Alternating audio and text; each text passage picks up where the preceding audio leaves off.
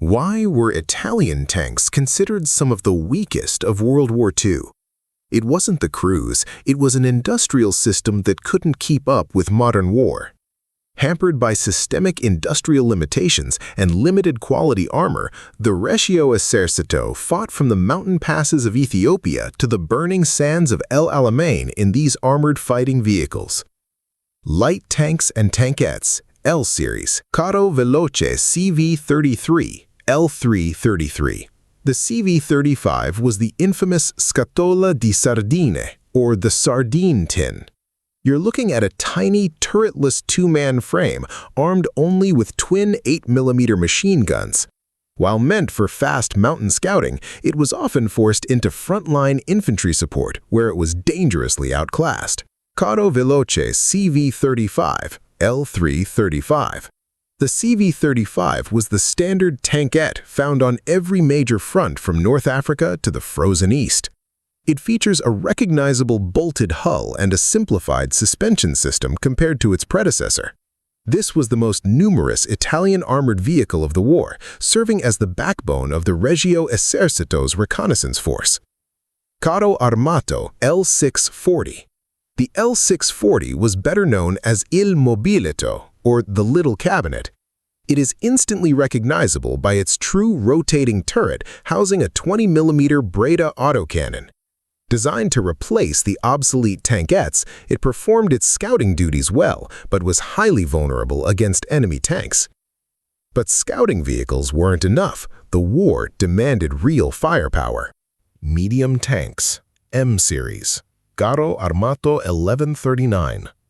The M1139 was the desperate stopgap that tried to modernize the fleet too late. Its most flawed feature is the main 37mm gun fixed directly into the hull, leaving the turret with only machine guns. It was a tactical disaster in North Africa, and production was killed off after only 100 units. Carro Armato 1340. The 1340 was the bara d'acciaio, a steel coffin powered by a modest 125 horsepower engine. You can spot its riveted construction, a critical flaw that could cause dangerous internal fragmentation when struck. It was the standard Italian battle tank of the desert, but its thin armor was highly vulnerable to British anti-tank guns. Carro Armato 1441.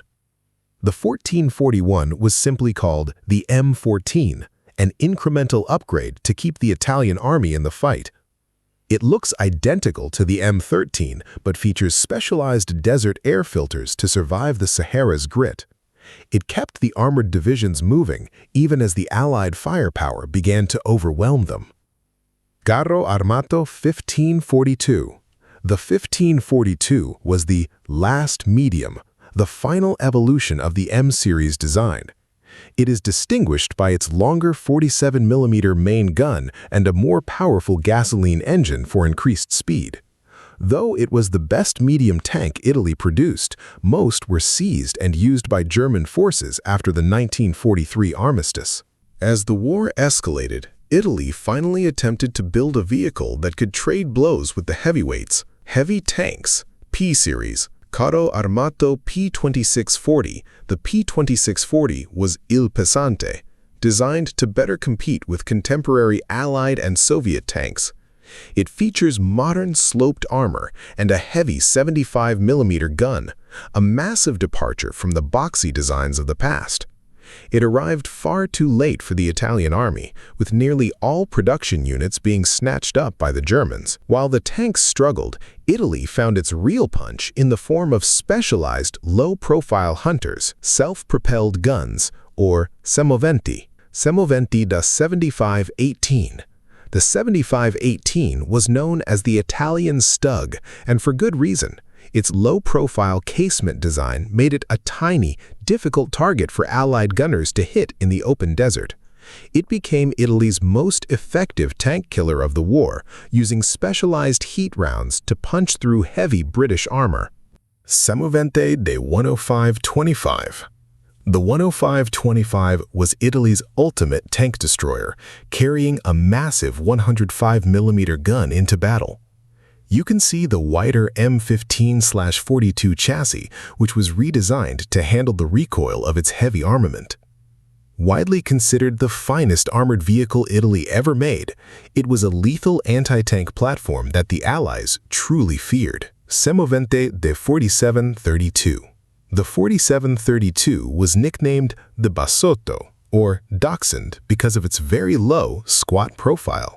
It is recognizable by its open-topped compartment, which left the crew completely exposed to basic mortar fire and small arms. It was intended to provide anti-tank support to infantry, but it often resulted in heavy casualties for the brave crews inside. By 1942, an Italian medium tank weighed only 13 tons, comparable in weight to Allied light tanks like the M3 Stuart, and lighter than infantry tanks like the Matilda II. The men who drove these vehicles into battle showed incredible courage, fighting a modern war with outdated tools. Outgunned, underpowered, and outmatched, yet still fighting. Which of these Italian tanks surprised you the most?